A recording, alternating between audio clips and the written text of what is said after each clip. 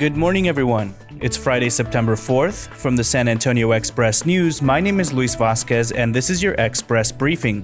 All of the stories you need to know to start your day. You can expect mostly cloudy skies with a high of 87 and a chance of thunderstorms in San Antonio today. Storms stay in the forecast before things dry up and clear out Sunday and Monday. Our 52 Weeks of Pizza series hasn't usually had time for chain pizzerias, but we made an exception for San Antonio-based Pizza Patron. Keep an eye out for that review later today at expressnews.com. Also today, our latest in-depth story on the effects of COVID-19 takes a look at how end-of-life decisions are even more difficult and complicated when hospitals' strict visitation policies keep families from patients' bedsides. And now let's move on to our top stories for the day.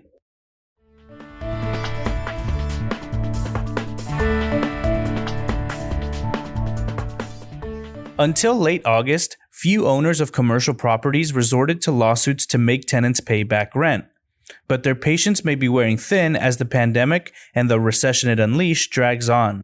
The lawsuits are starting to pile up. Over the course of 2 days, the owners of the shops at River Center Mall in downtown San Antonio sued 13 tenants.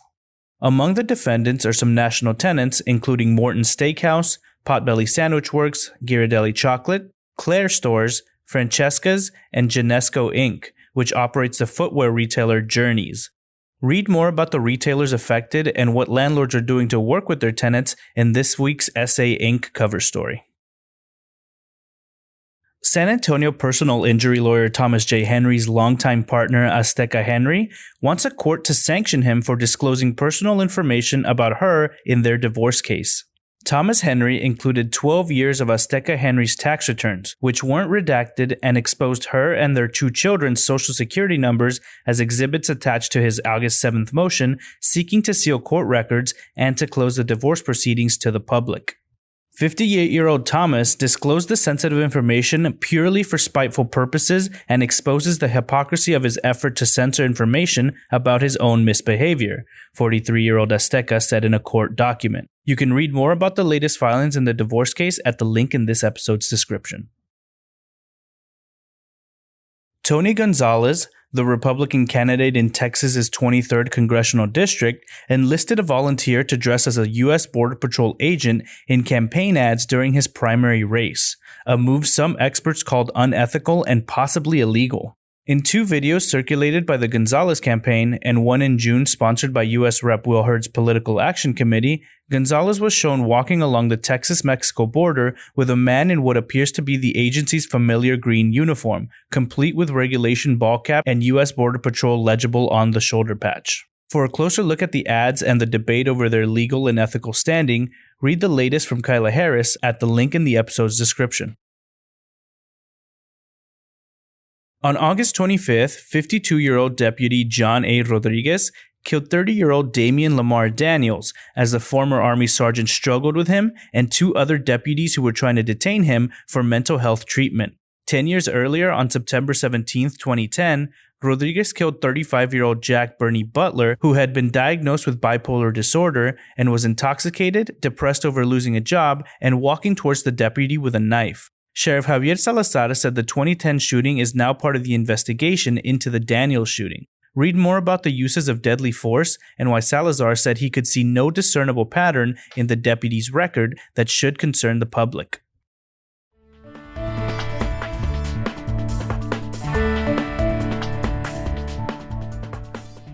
To keep our readers up to date on the path of COVID-19, the Express News has built a dashboard of interactive graphics showing the spread of the virus in the San Antonio area, in Texas as a whole, and across the United States.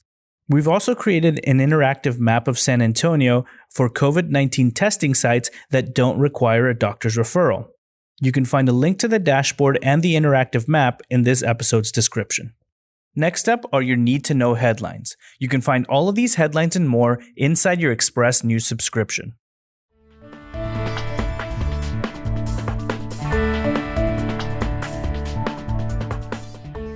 At the daily City Council briefing, Mayor Ron Nirenberg and County Commissioner Kevin Wolf urged residents to take precautions during the Labor Day holiday weekend. Metro Health reported 16 deaths and 157 new coronavirus cases on Thursday. Since August 27th, H-E-B has reported 4 new coronavirus cases in San Antonio employees. In August, the grocer said 30 area employees tested positive for COVID-19, which is a dramatic increase from the 108 employees who tested positive for COVID in July. A married couple found dead after an apparent murder-suicide at a Stone Oak home on Wednesday have been identified. Charles Butt, the billionaire owner of the San Antonio-based grocery chain H-E-B, sent a letter to the Texas Supreme Court this week, siding with Harris County on its plan to send mail ballot applications to all registered voters ahead of the November election. In launching a statewide bus tour from San Antonio on Thursday, President Donald Trump's re-election team made clear the campaign is determined to address one of its biggest challenges in Texas, wooing Latino voters, especially in Bexar County. Texas farmers are seeing their exports rebound in the wake of the U.S.-China trade deal.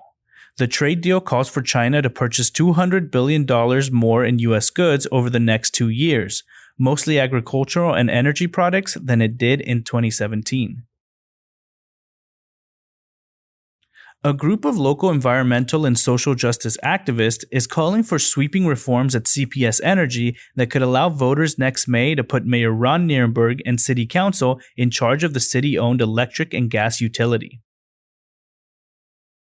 Bexar County leaders say they'll reconsider a proposal to eliminate 38 of 69 deputy constable positions countywide after listening to pleas from the constable in a budget work session on Thursday. The United States-Mexico-Canada agreement includes protections for Mexican workers that are some of the strongest to date in any trade deal. But don't expect it to provide immediate solutions for Mexican workers who are part of the manufacturing supply chain. Thousands of students in the Alamo colleges have had to delay paying tuition or take the semester off, costing the community college district millions of dollars in expected revenue.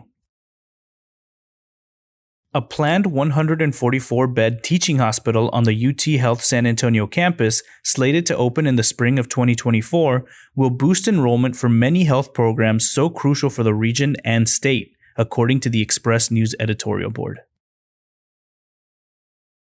Was Greg Popovich close to becoming the Brooklyn Nets' next coach? Mike Finger writes, quote, "It would have been fun to watch, and joining forces might have been the smartest move for both Popovich and the Nets, except for one catch."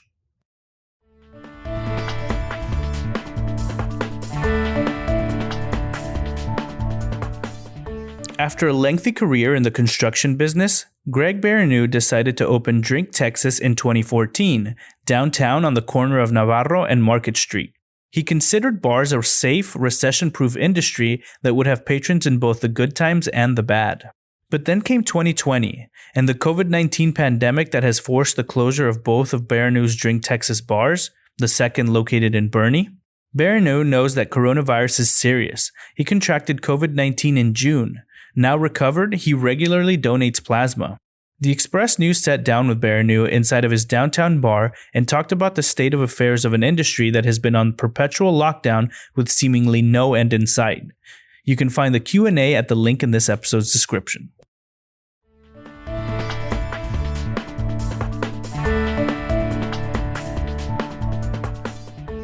On a typical pre-pandemic day, Alamo officials said the church would see 5,000 visitors, sometimes as many as 10,000. Now, the Alamo's caretakers are limiting visitors to the church to 750 a day, a maximum of 50 people every 30 minutes using a reserved time ticket system. Liz Hardaway has more on the newly reopened Alamo Church. In gardening news, Calvin Finch explains that cooler temperatures are coming soon, so you should plan your winter veggie garden now. Also, Neil Sperry addresses agapanthus plants and other readers' questions in his Down-to-Earth column. Jaden Williams stands out at Marion. The 6'4" senior linebacker is committed to Southern Miss. Also, Mike Sutter has 5 great Mexican restaurants for birria tacos in San Antonio. And that's all for today. My name is Luis Vasquez, and this was your Express Briefing. We'll be off on Monday, September 7th for the Labor Day holiday, so expect us back on Tuesday. Have a great weekend, everyone.